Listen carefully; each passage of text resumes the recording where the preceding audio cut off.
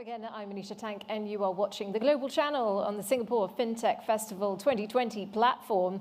It's been great to have you with us on this EMEA section of our coverage, Europe, Middle East, and Africa. I'll soon be handing over to Glenn Van Zutphen, who's going to be covering the Americas coverage. It is 24 hours over the next 4 days. We are almost done with day one. So there is an age-old topic that has really come into acute focus over the course of the pandemic that we've all been experiencing and witnessing over the last year or so. And as we head into the end of 2020, there are many who are really concerned about how we are looking after our aging populations. And we've seen this really in terms of the response to COVID-19 and how so many care homes have been affected and how the aged have been far more affected by this pandemic than many others in the system. Of course, this has brought into sharp focus what this means in terms of financial inclusion of those in the aging world and our aging populations. And there are beliefs that the world is unprepared for the full impact of an aging population. We see this as being a bigger problem in certain economies, and it's often been pointed out, the Japanese economy, for example, where you see an average age in population much higher than elsewhere. There are many questions that lie unanswered around the impact of aging on global consumption, savings, and investments. So, bringing together a mixed panel of policymakers, financiers, and academia is moderator Dr. Amlan Roy, who is head of global macro policy research at State Street Global Advisors. He's going to be joined on this esteemed panel by Professor Elsa Fornero, who is the honorary professor at the University of Turin and former Minister of Labour for Italy. Hemel Poppert is also on the panel, Mercer's Director of Investments, and Dr. Mirko Cardinale, who is Head of Investment Strategy at USS Investment Management Limited. Then there is Professor Stephen Haberman, who is Actuarial Science Department from the Actuarial Science Department at the University of London, and Theo Cocoon, who is the founder of the Cardano Group and Professor of Risk Management at the University in Amsterdam. So, an excellent panel, excellent lineup. Dr. Roy, it's all yours.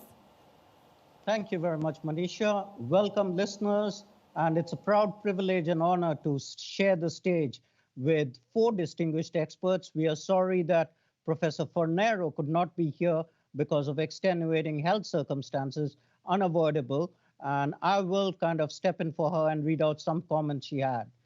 So today what we are going to share is views from this diverse panel, and I just wanted to give a little bit of further color on where our panelists come from. Hemel Poppert has 25 years experience in pensions banking and investments. He is a senior investment consultant with Mercer, where he works with some of the largest UK pension funds. He is a member of the Board of Examiners of the Institute and Faculty of Actuaries and has served on its Finance and Investments Board. He will talk about some of the challenges facing pension funds on both the asset and liability side of the balance sheet. Mirko Cardinale, who's yet to join us, is head of investment strategy at UK's largest pension fund, a pension fund where I'm a deferred pensioner. It's the pension fund for university academics, USS Investment Management. He's responsible for the design of USS strategic asset allocation processes. And prior to his role, he worked at Russell Investments and was head of strategic asset allocation at Russell.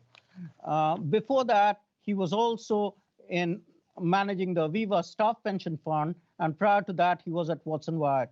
Mirko holds a PhD in finance from Imperial College London with a thesis on pension funding and markets, MSc from University of Pompeu Fabra in Barcelona, and a BSc from University of Bocconi.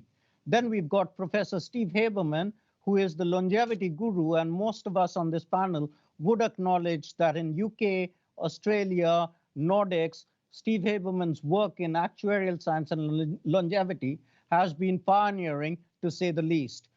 Between 2002 to 2012, he was Deputy Dean of Cass Business School and then was Dean for 3 years until the end of 2015.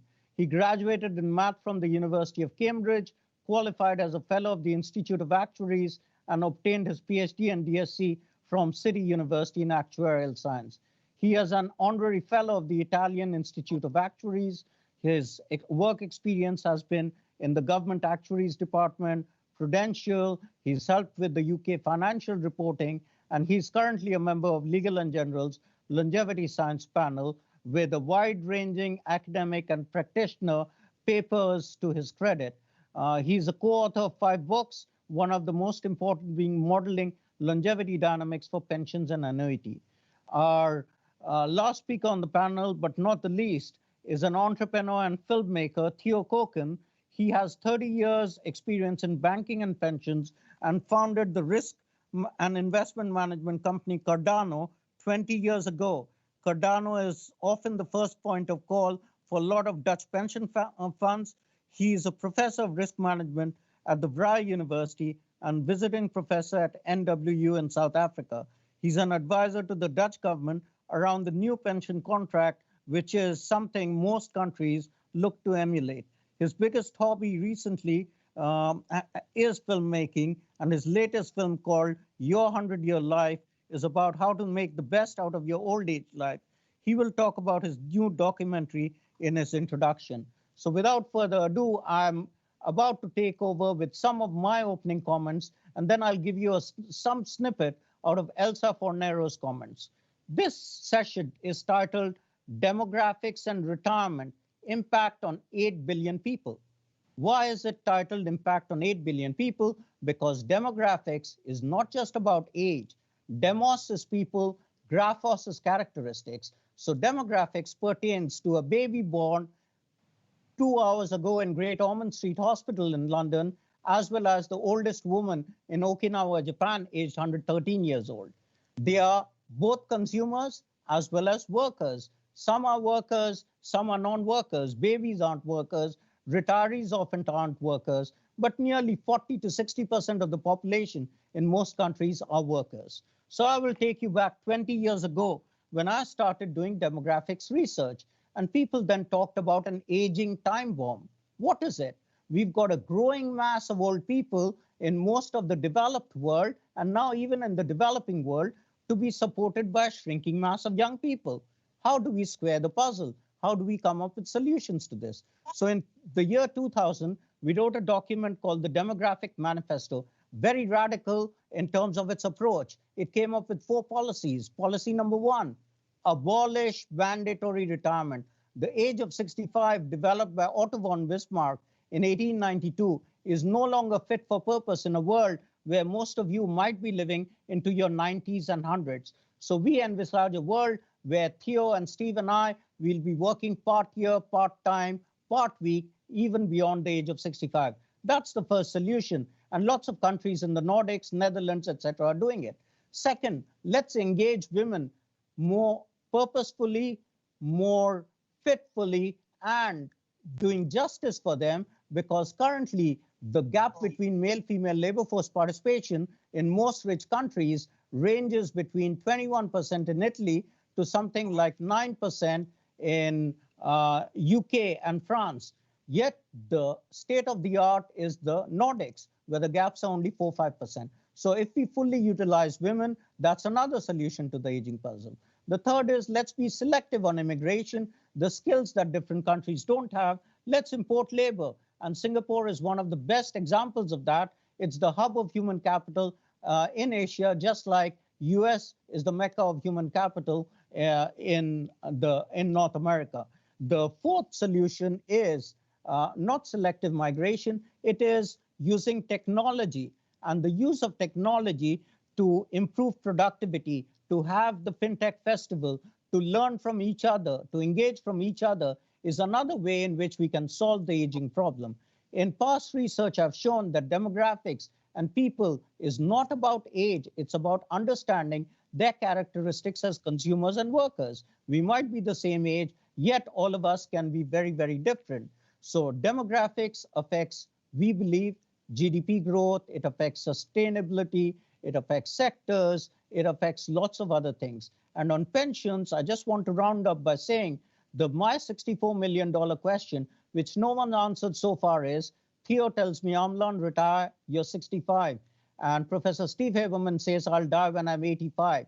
Simple question, which the whole world, I'm still searching for answers, is how much money do I need for 20 years post-retirement? We can't answer it because no one can tell me healthcare costs over the next 20 years, what is going to be equity returns, bond returns, inflation, and most of all, where will I retire? Will I retire in expensive Singapore and London, or will I retire in a village in England or a village in India? The costs of those will be different. So I end, and I'm going to hand over to Hemal by arguing that no country in the world has money to pay for its pension obligations, and these long-term obligations need renegotiation or need all of us either to tax the younger generation more or most of us to save more. And having done my spiel, I will hand over to Hemal, and then I will take back again to talk a little bit about Elsa's main points. Hemal, over to you. Thanks, Amlan. Good evening, afternoon and morning. I'm delighted to join Amlan and this distinguished panel. I'm Hemal Poppert. I've been working at Mercer for the last few years as a senior investment consultant with some of Mercer's largest UK pension fund clients. In my role, I've got the great privilege of spending much of my time with investment committees and CIOs, where my main focus is strategic asset allocation and managing their balance sheet risk, both assets and liabilities. For a long time, the UK was the world's envy in terms of defined benefit pension provision, but I would say that's no longer the case. Why was it the envy? Well, the UK was one of the world's first countries to build a large private sector defined benefit pension system where basically employers were underwriting the guaranteed pensions that employees were getting.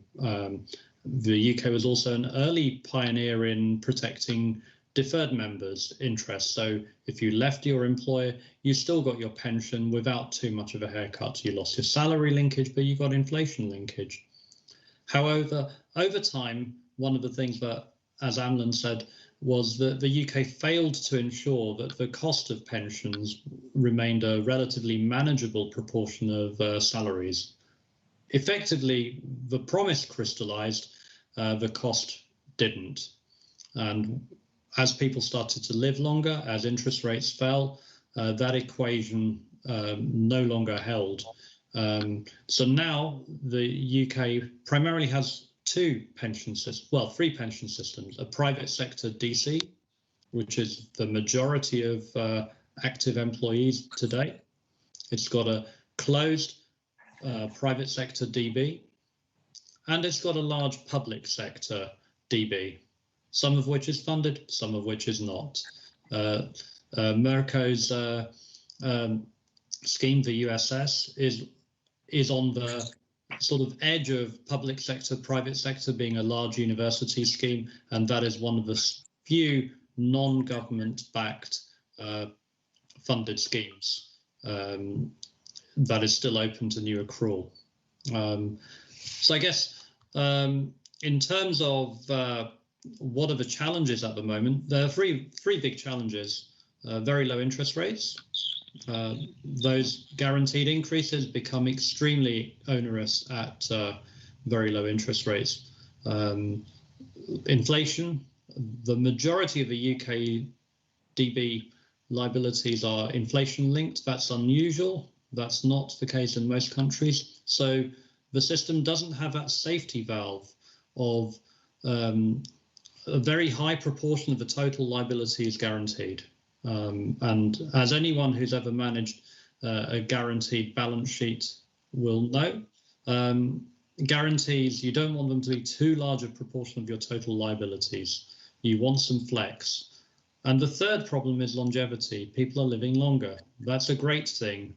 It's not a great thing if you've not saved enough for it, which comes back to one of Amlan's earlier comments.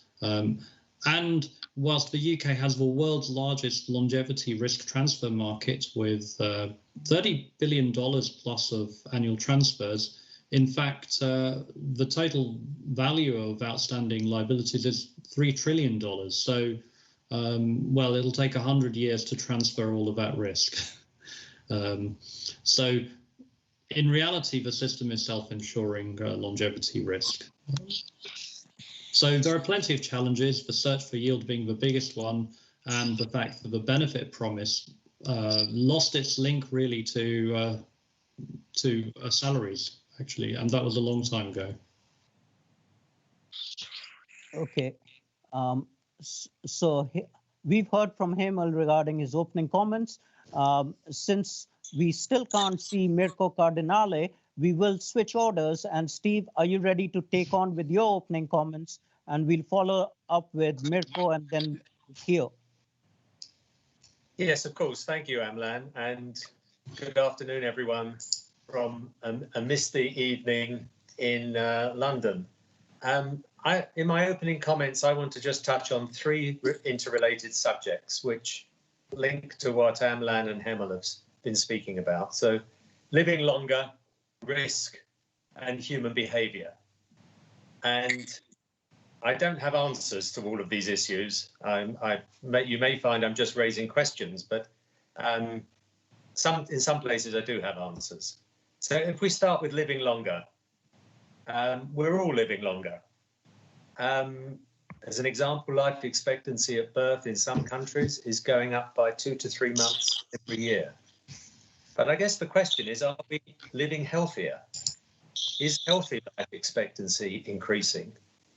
And is it keeping pace with life expectancy? And the evidence here is that, in fact, it isn't. Healthy life expectancy is either stalling or just increasing more slowly. And is the benefit of living longer actually being shared equally across populations? And again, we find that there are inequalities within countries, significant inequalities that indeed are widening. But this sounds like a good news story in some sense, that we're all living longer, but it's for an insurance company trying to offer products that protect people against living too long. For an insurance company, this is a systematic effect. It's difficult to deal with the systematic effect. It's a bit like selling earthquake insurance only to people living in California along the San Andreas Fault. There's something going to happen, and it's going to happen to everybody at the same time. I'll come back to this living longer element a bit later in the session. So another important trend that's happening, and Hemal has touched on this, is the shift in risk bearing. Across the developed world, we've changed our pension systems. We've moved from defined benefit pension design to defined contribution pension design. And as Hemal said, defined benefit plans provide guarantees on the level of income that we as individuals would receive. And defined contribution plans don't offer such guarantees. So what this means is a shift of risk bearing from the employer or a group to the individual. And what sort of risks are these? These are not only longevity risk, the risk of living too long, but investment risk, interest rate risk, inflation risk. And each of these involves quite complex financial decisions. And one aspect of this shift has been that individuals are saving much less for their retirement income. So there are issues here about financial education and literacy. Are consumers in a good position to understand, make good decisions about how much to save and how to deal with these risks that are being dumped on them? Now, technology, data analytics, big data, they're making a difference to helping us solve these problems. I've got 3 examples. Firstly, in terms of financial products, in terms of annuities, there are new products called enhanced annuities, which are essentially risk adjusted. They take account of individuals' characteristics, give a higher income to those people whose life expectancy is shorter. There are advances in the models used by insurance companies to quantify the risk that they face, to help them calculate product prices and estimate the amount of money they need to set aside to satisfy the regulator. And importantly, at the individual level, I think we're going to see a lot of technology helping improve quality of life. The Internet of Things, microchips in carpets, for example, to identify when an elderly person has fallen over. Microchips in fridges to check that the fridge door is open every day, at least once. That would tell us the state of health of the individual living there. So moving away from risk, I want to just touch on behavioral influences. How do people actually think about risk and choice? What is their attitude to risk? I mean, a lot of economics is built on the concept of rational expectations, but I guess none of us here are actually rational in the way that we handle financial or indeed other decisions. And the new field of behavioral economics, which I'm sure many of you have heard of, has useful insights here. We respond differently to gains and losses. We respond to cues and the way a decision is presented to us, the way it's framed. What the Nobel Prize winners Schiller and Thaler have called choice architecture. And I'm just going to close with one small example. Some of our PhD students are conducting randomized controlled trials on behavioral finance and savings decisions. And that they find some interesting effects. For example, if we present savings not as a saving of 1%, but a saving of 1 cent in the dollar, actually more people respond positively to that. Now, rationally, there's no difference between 1 cent in the dollar and 1%. If we present savings as X amount per day, rather than the equivalent amount per week or per month, more people respond positively. Again, rationally, there's no difference. But the way we present the choice does make a difference. And I think this can provide us with useful insight in helping us design the retirement products of the future. Thank you very much. Thanks a lot, Steve. And Mirko, can you turn on your camera? Otherwise, if we can't see you, we might kind of move to Theo and then move back to you. Yeah, Amlan, the camera is on. Yeah. Okay, yeah, we can see you. Okay. Can you see me? Okay. Yes. So Mirko, I had troubles. I actually log in from my phone, but yeah, okay. It works. Okay, again. you're on, Mirko. You're on next, and we've given you a good intro. You are head of strategic asset allocation for the largest UK pension fund, of which I'm a member too. So please share your wisdom and insights with the rest of the audience regarding asset liability management, asset allocation, and whatever you want as a pensions expert. Yeah, excellent. Well, thank you so much for inviting me. So throughout my career, I've had the privilege of looking at the pensions from many different angles. So I started as a journalist, then I worked in consulting back in the days, then in asset management, fiduciary management, and now obviously in the last 5 years as a in a major pension fund. So hopefully, I think I picked up a few different perspectives along the way. I'm going to talk. I'm not just going to talk about investment. I'll try to talk a bit more broadly about pensions, and then come back to some of the investment challenges.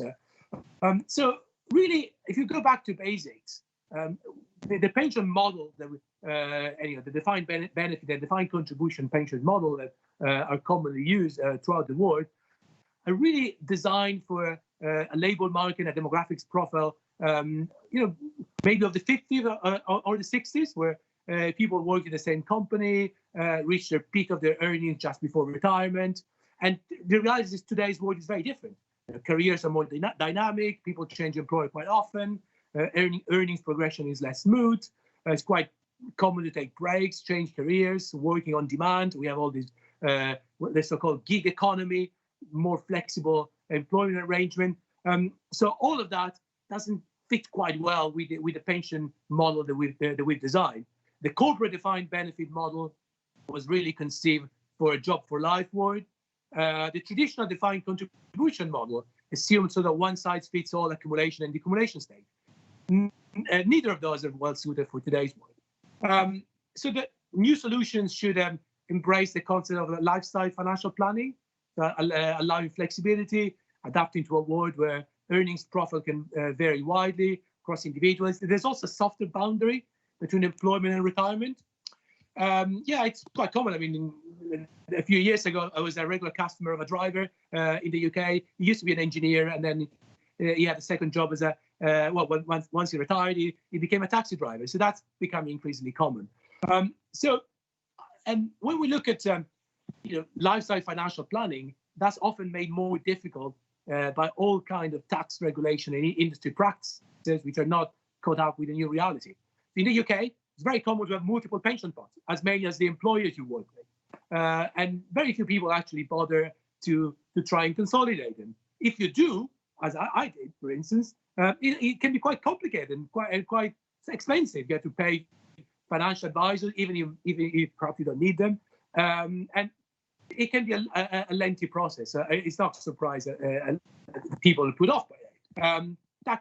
Tax incentives treat pension savings quite differently. There are many kind of long-term savings that are effectively do a similar job to pension funds, but they're treated quite differently, and that makes it quite difficult for people to consolidate and really think about the asset allocation in a holistic sense, which ought to be the optimal approach, but sometimes it is made difficult by tax and regulation.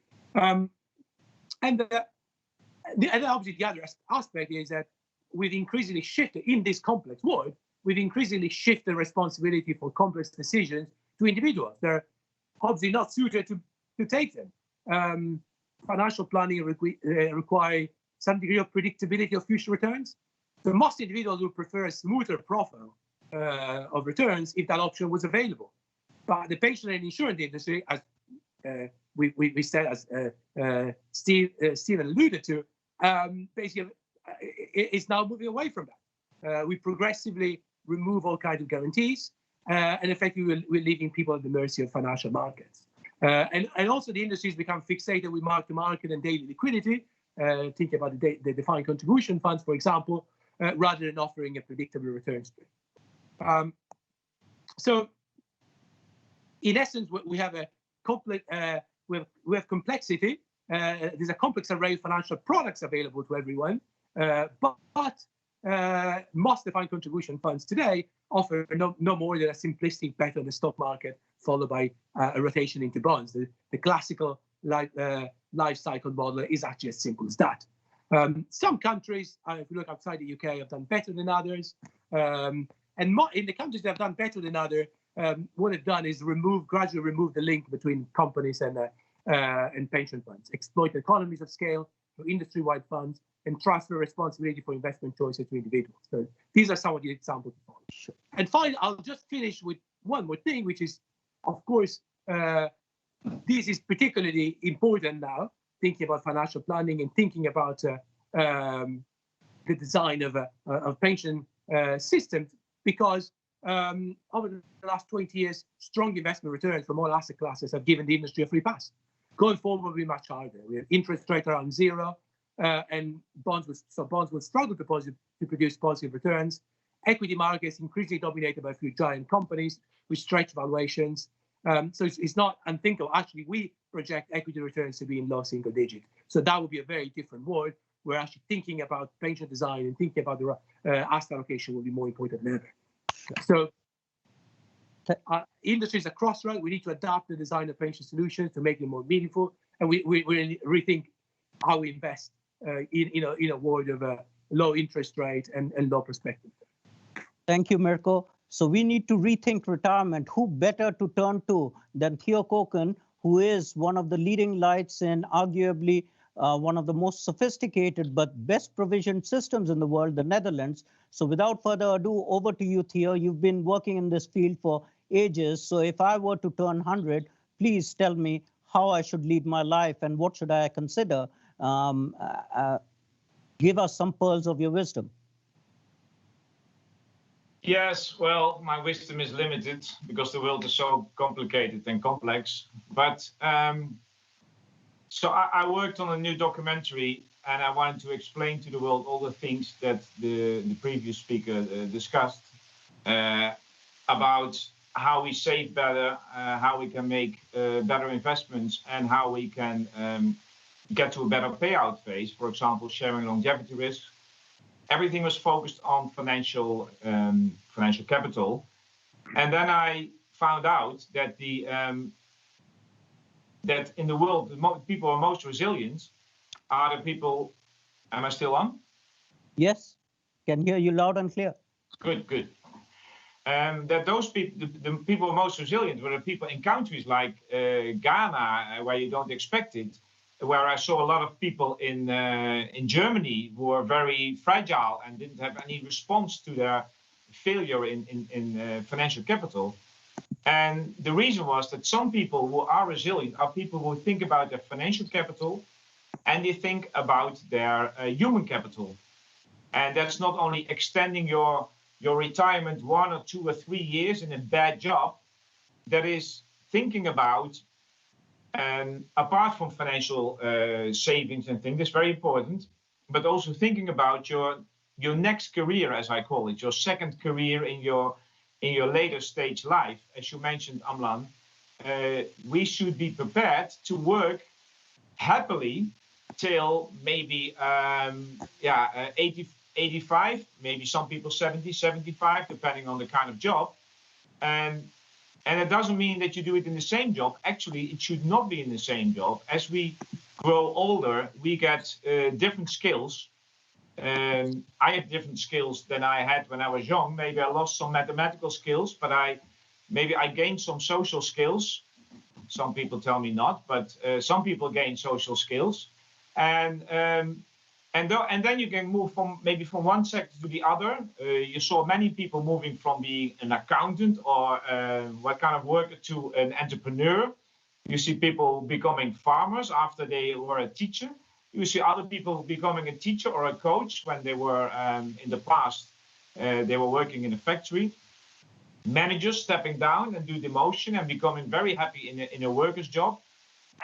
But the main point is nobody is preparing us. So the people who were very happy and very resilient in that new job at 75, 85, one woman was 100-year-old. She was still working every day in Japan. But nobody, it's just accidental that they're there. And I think we have to call up to call our governments and some kind of institutions to help us to switch from a middle stage working life to an elderly stage working life. And what kind of skills do we need? What kind of purpose do we have? What kind of things did we develop over our lives? And how can we do that better? And what kind of job fits better with us in this stage of our life? But it is not happening because, Amlan, you mentioned that Scandinavia and Holland, people work longer, but it's not well prepared. It's not well guided by the government. Nobody's helping. There are no institutions that structurally help people from move from one stage to the other. And I think that is really, really missing. And it's weird because people don't like this lockdown. But I think for many people, retirement is a permanent lockdown for the rest of their lives. And that's a 30-year lockdown. And that's different from a half-year lockdown. That's more or less my short introduction. Thank you, Theo. And exactly what Theo's talking about in Japan, Sumitomo, Mitsubishi, etc., bringing back their old workers to work 2 days a week, 20 hours a week, to share expertise with young people. This is leading to productivity enhancement with teams where the old people feel young, sharing knowledge with the young people. Young people like to listen to some stories and engage with the old because they've seen ups and downs of cycles. So this is also something that the government of Singapore, Department of Manpower, has done with their government servants, saying, when you retire at 50 or 55, we will pay you to train and pick up skills. This upskilling is something that countries like Singapore, Japan, few other countries are doing. But clearly, Theo, you're ahead of the game. And if my co-participants don't disagree with me, I will take precisely 1 minute and 15 seconds before I go over and give the next question to Hemal. So these are Professor Elsa Fornero, who couldn't make it because of an health emergency. These are her comments. Number one, in a world where there are changes because of aging and sluggish growth, precarious, badly paid jobs, interrupted careers, the need for periodic retraining, we require redesigning of the pension system, both public and private components. And she basically says, in a well-functioning macroeconomic scenario, a good pension design can be implemented through reforms. So what kind of reforms would be allowed? And her second point is a good pension system would allow for better risk diversification, which says it should consist of a combination of well-functioning public pay-as-you-go pillar and efficient, well-regulated, low-priced annuities from pre-funded schemes. We already heard about that from Steve Haberman, and she goes on to say a pay-as-you-go system is sustainable when it is universal, compulsory, and applies to contributions the internal rate of return of the system. It is cost efficient when it's not fragmented, and it is equitable when it allows for solidarity. Things that we've seen in the Dutch pension contract, where Theo was in the forefront of helping compromises. Elsa Fornero further says, in a transparent system, it is more difficult for politicians to exploit the system to increase their popularity, so it is more difficult to increase the implicit pension debt that is burdening young and future generations. And in terms of reforms, she says that European countries have followed diverse reforms on retirement age increases and flexible retirement, but she says at the individual level, the link between benefits and contributions has been strengthened, actuarial corrections have been introduced, and access conditions to early retirement, etc., have improved. I want to leave Hemal with a question to the audience. Today, in the world in Netherlands, there's a 94-year-old retired professor who has a 66-year-old retired government servant son, who has a daughter who's 45, a granddaughter who's 23, with 1-year-old twins. 5 generations exist, of which 4 generations aren't working. So that is also a challenge, understanding multiple generations in a retirement paradigm where people are living longer.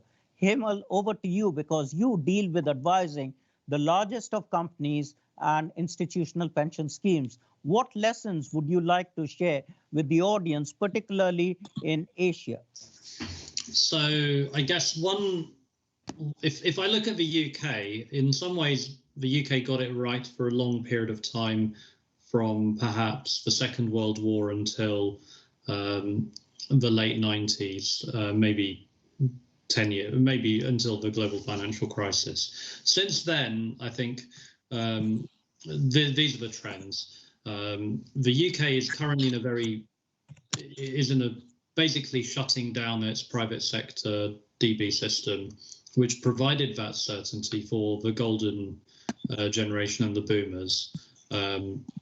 And that's a shame. But so from an asset allocation point of view, the UK defined benefit system is rushing from equities and other growth assets straight into bonds.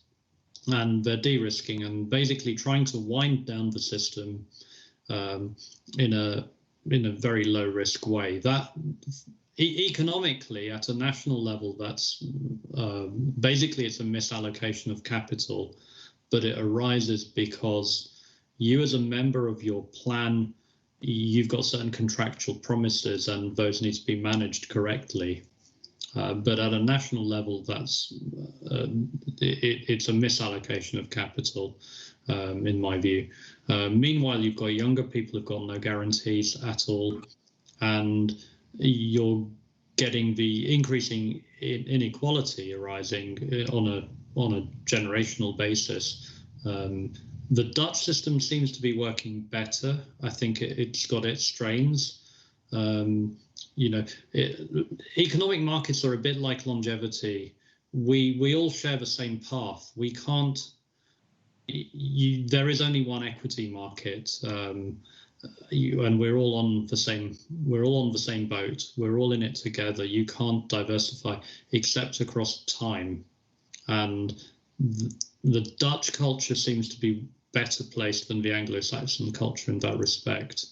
But it is extremely challenging because it means that some people will get more than their asset share at a point in time, and other people will get less. And they have to say, that overall, if I look at it in a family context where I've got a parent and I've got children and I'm in the middle, it kind of works out.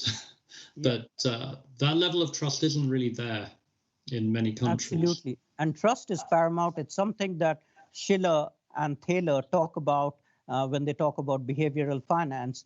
You talked about asset allocation.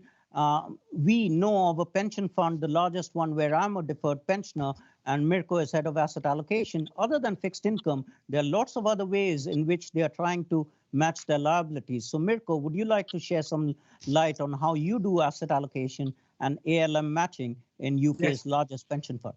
Yes, absolutely. So USS is different from most of the other, well, not just because of its size, but the approach that we've taken to asset allocation over the years. We have focused a bit less than other pension funds on liability matching, and we have maintained a diversified portfolio across both public and private markets. So I guess from my perspective, asset allocation is about being clear about the risk and return objectives. If you're not clear about the risk and return objectives, it's very, very hard to build a sound asset allocation. And it sounds easy, sounds an obvious thing to do, but if for a fund like USS, it's extremely hard to actually define what the risk boundaries are and how you balance out long-run risk consideration and short-run constraints. So you want to, for me, risk is about making sure that you are not forced into procyclical action, because that's the worst you can do as an asset allocator. So you want to make sure that you, in the good times, you don't take too much risk. So that after a correction, when the funding ratio is dropping, you're not forced to sell the risky assets. So that's the first thing. The second thing is you need to basically focus on the full opportunity set. Diversification is probably the only free lunch in finance. You need to exploit it across private markets, but also public markets. There's many corners of public markets that are less exploited. We have, for instance, built an allocation to emerging market inflation-linked bonds. Not many people have. And so it's very important to focus on the diversification. And I guess the third thing is about governance and make sure you have the right balance between oversight and delegation.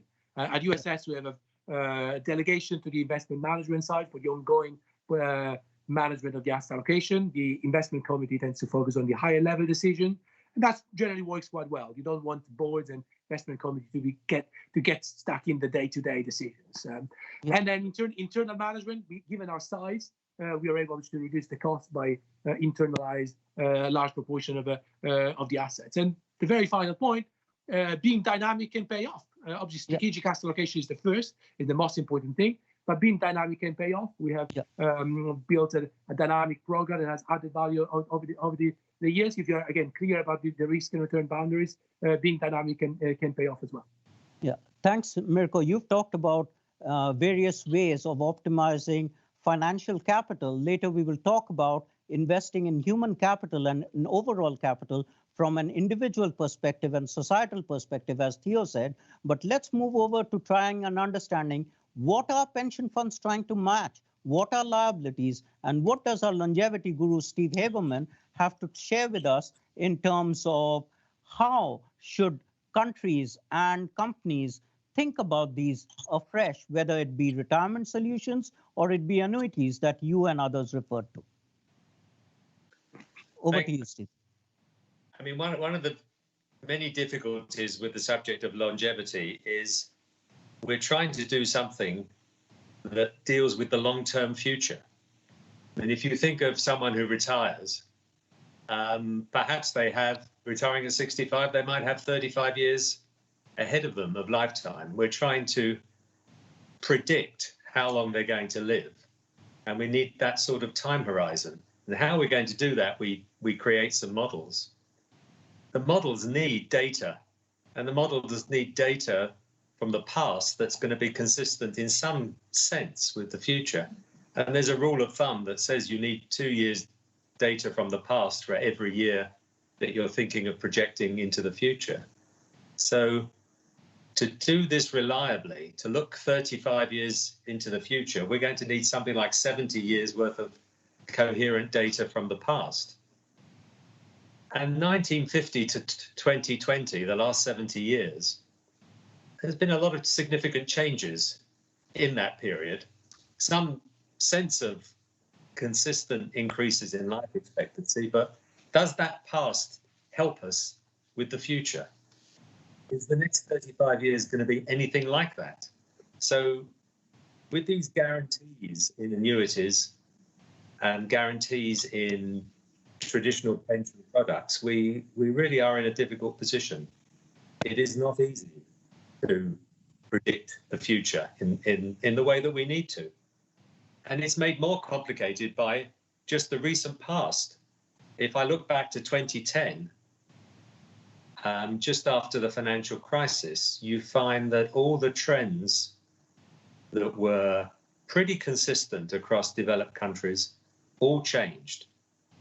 Every country shows a stalling in the increases in life expectancy. So it's like something new happened 10 years ago. We're not sure why. Is it austerity? Is it a series of bad winters? Is it we can no longer get the credits from people stopping smoking? I don't know.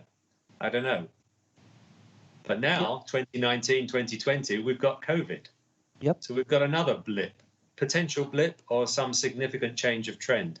So I think this points to the difficulties of trying to price long-term guarantees. I mean, there are lots of us around the world having lots of fun trying to create better longevity models that are better at forecasting. Yep. But this just may be a step too far. I do not know. You're absolutely right, because Arrow and DeBrew, who both won the Nobel Prize for Uncertainty in Economics, would stand by and say that you cannot map all the states of nature, otherwise you would be God. And one of the people who's written a fantastic book on that, on pension contracts, is our own Theo Cocoon. He called that curious contracts. So I'm curious to learn from Theo now. What does he think after his 25, 30 years of dabbling with pensions? What would his advice be to the young generation, people who are 20 years younger than him, and people who are 20, 30 years older than him, in terms of learning from either the Dutch model or the other experiences? Theo, over to you. Yeah, so learning from other countries is interesting, of course. And I think Hamel made a comment about the Dutch, that they cope better with our system. But on the other hand, the Dutch do save a lot of money, and they do have a pretty good system payout phase, for example. But they made it so complicated to deal with all the uncertainties that Steve is talking about, and they made all kind of parameters in the system, and they changed the parameters every year, and people lost trust in our pension system. So we happen to have the best pension system in the world, according to Mercer, or number 2 or 3, whatever, I don't care. But we have the lowest trust in our pension system because we made it so complicated that people didn't accept it anymore, that we got more money in the system, and then we get pension cuts, for example. And they didn't understand it had to do with interest rates, it had to do with longevity. So now we're moving to a simpler system, which has a lot of savings, enough, even too much maybe in the Netherlands, more than 25% sometimes, and which has very good investments, just like UK and other countries, in collective investments, and which have a variable annuity. So we share longevity risk in micro longevity risk in the payout phase. But for the rest, we keep it simple. We don't use formulas to divide money between younger generations and older generations. And I think that's the simple thing we need. We need enough savings. We need good investors who do the investment job, not individuals themselves, but collective. And we'll share longevity risk micro. And if we live longer, we have to cut our pensions, or we go back to the previous statements I made. We work longer, but we work longer in a much better way than we do now by extending people's working life for 1 year and being totally unhappy. So my message after 30 years in the financial sector is, don't think about financials only, think about your own life when you're in your midlife. And I am in my midlife, 56. I'm already reinventing myself several times. Yeah, we need to reinvent ourselves and do something about that. The big resilience is in your human capital. It's not when you're 56 or 60 that you think, oh, I didn't save enough. You're too late, but you can do a lot with your human capital. Yeah. And you don't need to hang up your boots. Apparently in Singapore FinTech Festival, we've got Manny Pacquiao who's coming back to the ring. We've got Mike Tyson coming back to the ring. Exactly. And I want to pay a big tribute to Singapore FinTech Festival and tell them technology can shape the way we are healthy, the way we consume, the way we are educated. So along with human will, we have to grasp technology and make technology a partner, along with making human beings a partner and people of other generations. If we are happy, engaged, then the future of retirement can be simple. But I want to kind of end and take maybe one last question by telling people that in Japan, an 80-year-old still looks forward to a 20-year-old post-retirement. 20 years of retirement means there's great uncertainty, and they're still going for risky investments. They're still enjoying life, still doing scuba diving and traversing the world. So it's attitude, happiness, and trying to learn the best from one another, which is quite important. Do we have any questions on the chat that we should take right now? Otherwise, I would allow each of you quick sound bites of 20 seconds, starting with Hemal. What should we take from you, Hemal, and what do you want to leave as legacy for this session? So I think the key to building a great pension system is having clarity and consistency through time. And it's really challenging because you need to think about longevity risk, you need to think about market risk, investment market risk, and you want people to be invested for as long as possible. One problem with annuitization is you're moving to risk-free assets for a significant chunk of your life. So I think, but it is possible, but it requires politicians not to meddle with it and build a platform that will work for a generation, really. So we need emancipated politicians like in the Nordics or in Singapore who tend to think more for the welfare of generations and welfare of people rather than themselves. Over to you, Mirko. Like long-term time cycle, not a 5-year political mindset. Exactly. Yeah. Well, I think for me is we need to go back to the basics of what a good pension system should do, and then think about the risk-return parameters that work for people at different stages in life. And it's not just about pension, things that of pension in the context of a lifestyle financial planning. And once we've done that, then you construct the best portfolio, leave it to the expert to construct the best portfolio for a given risk tolerance and ambition in terms of returns. Understanding that we are in a world of most likely low returns to come, so it's more important than ever to build good, sound portfolios and be realistic about what can be achieved. Yeah, and also adjust our expectations. And with that, over to you, Steve. In a world of diminished expectations and low returns, what is your parting message to the retirement audience? Well, if returns are low, that just puts extra emphasis on longevity, I think. I mean, I know the conference is interested in data and technology, and I think the potential for improving the quality of life is important. And in some of the ways that Mirko was talking, improving the design of DC pension plans, and indeed the models that people like me use. But I think it's incumbent on us all to take the consumer with us. Otherwise, we end up with the sort of breakdown of trust that Theo was talking about, and people just will not understand what it is that we're giving them. Yeah, I mean, my colleague David Blake talks a lot about what's the difference between pensions and cars. Cars are unbelievably complicated these days, but everybody understands what they can do. Pensions are less complicated than cars, but no one can understand them. Exactly. And that's why people like Theo are making it very simple And I want to end with the KISS principle that I learned in markets. Keep it simple, stupid. We need to keep it very simple. The chairman of the Fed says monetary policy should be cast so that a 14-year-old can understand what it is. Our industry should not make things so difficult that the average person can't understand. Theo, over to you for any parting last words. Amlan, I don't understand what the Fed is doing, so they don't do a good job. Exactly. They are trying to make it simpler. And Jay Powell said their goal is to make it simple so that even a 16-year-old American, not a 16-year-old Dutch person who's very smart, but a 16-year-old American also who's maybe the average in terms of that country can understand what the Fed wants to do. Yeah, so way to go, but for the Fed. But I think for going back to the FinTech community, I think there's a lot of work. Also, when we talk about retirement, we have to work longer, and that makes us happier and mentally better, less cognitive decline. But then we need a lot of data how we can help people in their elderly age, what kind of jobs they can find given the skills they developed.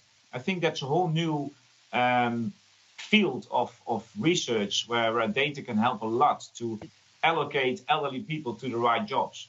Absolutely. Holistic reform of labor markets, technology, consumption, along with retirement is needed for better retirement solutions, because it's about, as Elsa, if she were here, would have said, making labor markets flexible to employ the 65, 70-year-olds along with the 20-somethings is what a winning strategy would be for retirement.